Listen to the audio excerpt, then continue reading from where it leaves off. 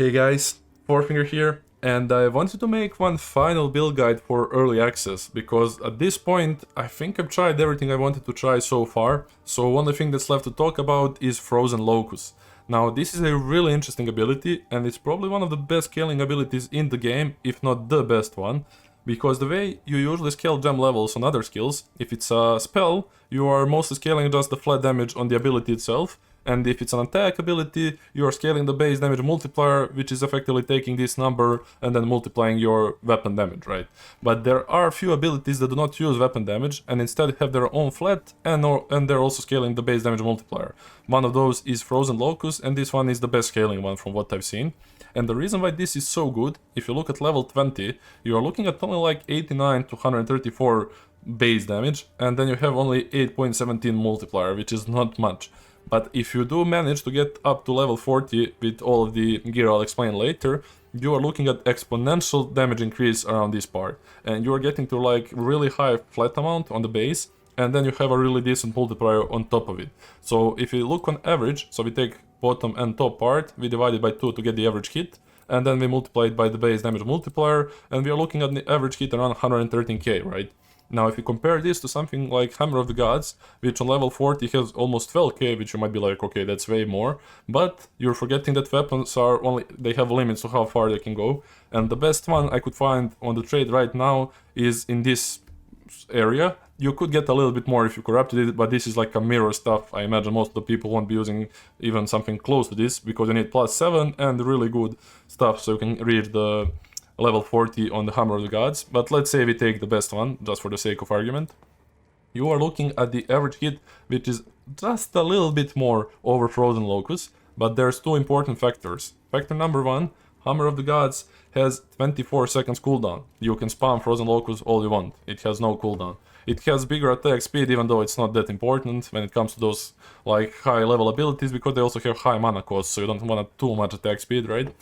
And then you have stuff like, the last important part is Hammerfall duration is 2.5 seconds, this is instant hit.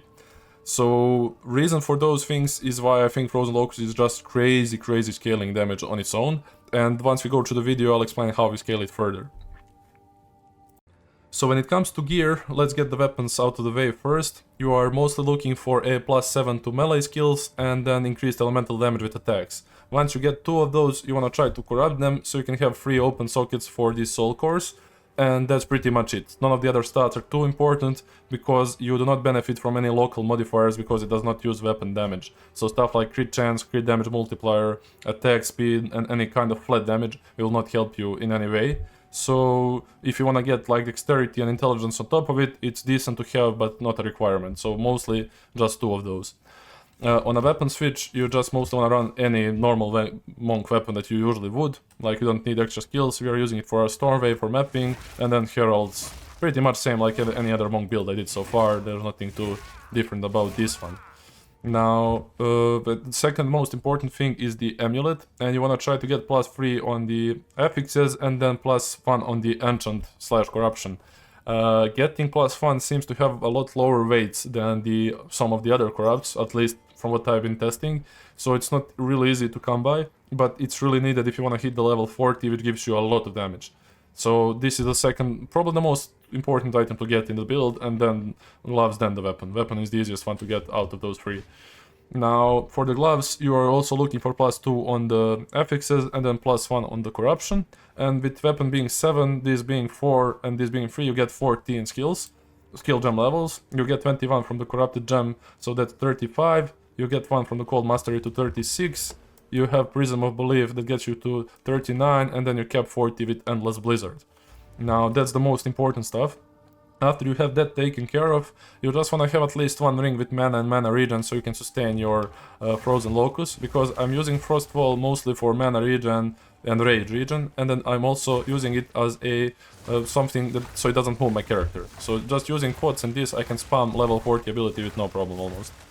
So that's the idea behind that one. And for everything else, having crit on the helmet helps you reach 100% with the Eye of Winter, so that's decent to have. And then you mostly just get resistances, attributes, life and energy shield. That's nothing, there's nothing too special about it, just normal monk gear that you usually would have. So yeah, that's it when it comes to the gear, and when it comes to the jewels, you are looking for crit chance, crit damage bonus, and either ally damage, cold damage, and stuff like that.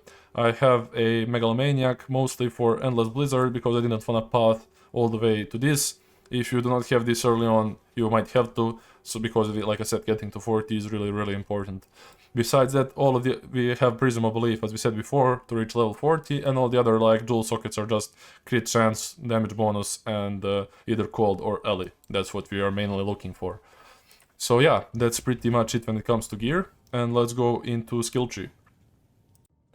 For the skill tree, we are not running I Shall Rage because we don't really need it. For some fights, you can't even use it because you kill the boss before this even procs, and I just prefer having 10% extra damage on those two.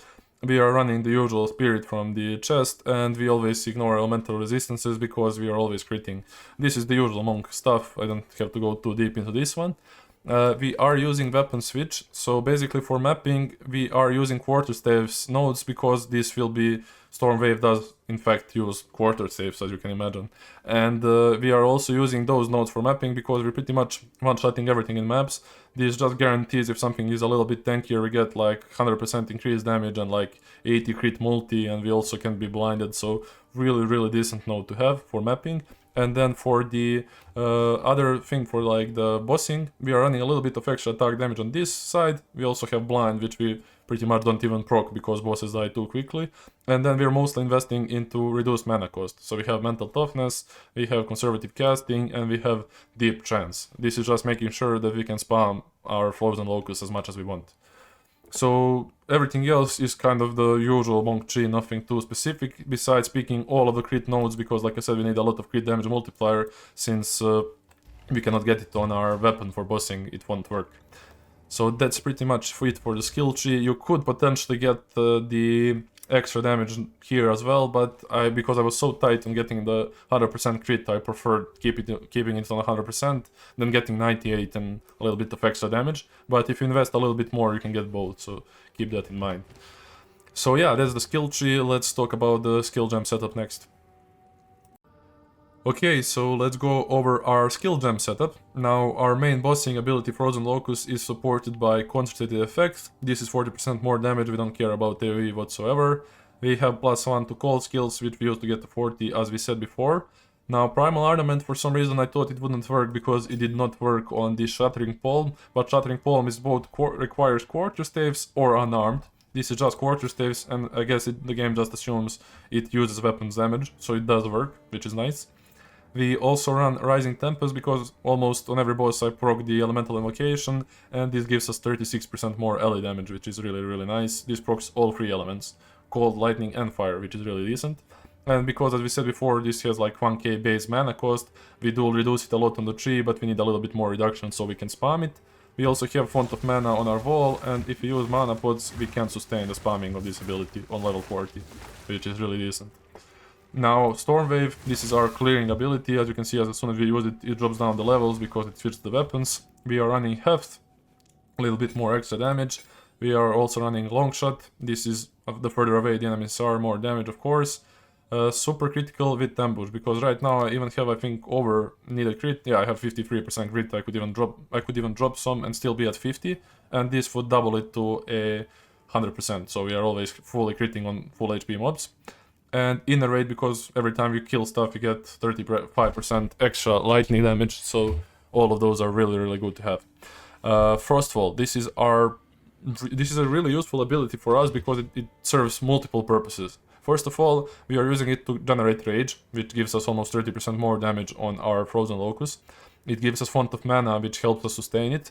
We use it Persistence to make sure it's up for a longer time, so we don't have to use it twice during the fight.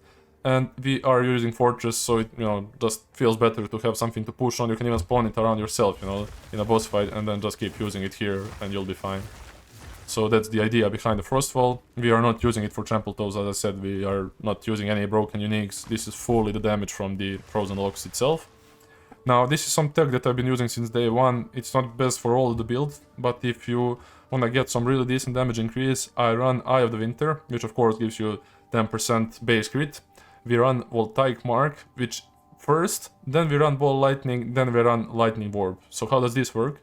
we put the mark up, which gets the increased shock effect. Then we pop the ball lightning, and then this procs the ball lightning and makes a shocking round. And then that shocking round has 75% increased magnitude, and it's also getting scaled because we already used voltaic mark before it. So we have really strong shock with zero investment on the tree just by using this combo. Now you could replace like either this for a little weaker shock and get unleash instead. This would guarantee that you always have 10% crit from Eye of the Winter, but honestly I kind of prefer having higher shock because once you do crit, you almost one-shot the bosses anyway. Overall, either voltaic mark or unleash here, both would work. Herald of Thunder is only active while I'm mapping, as you can see, because I don't need a dexterity. I didn't want to spend point on dex, and I don't need it for bossing anyway, so on this weapon for mapping it's up, on the bossing it's not up, and we're running the usual stuff. I'm sure everybody knows this already, so I'm not gonna go into it. I'll just put the links in the description, you probably know why, and how everything chains together, so classical stuff. Grim Feast, also nothing to explain. I'm just running Herbalism because I also have the Eternal Youth on the tree, so I'm using my flask to fully recover ES all the time, so I'm always at 5k plus HP at least. I mean effective HP, pretty much. We are running Blink just with Ingenuity, just makes the mapping feel a little bit faster. And Wind Dancer, the classical maim and blind stuff, but the interesting part is its snapshots. So even though right now, if I change weapons, which it should reduce the max evasion from 22 to 20, right? And if you see the stats, they are not changing. So you could pretty much do this on a bow or any other build that runs like Wind of the Forest. And if you're gonna get like higher level of Wind Dancer to have like more movement speed, this is something that still works. They haven't fixed it yet, so snapshotting is still in the game. So yeah, that's pretty much it for the skill gems. And is there anything else that I forgot to mention? I don't think so. I said already about the jewels. This is the skill tree. You'll have a full guide in the description. And yeah, that's pretty much it. So if you guys have any questions, feel free to pop them in the YouTube comment section. I do appreciate any likes, subscribes, comments. Helps out a lot with the algorithm or whatever that thing's called. Yeah, thanks for watching guys, and I'll see you tomorrow.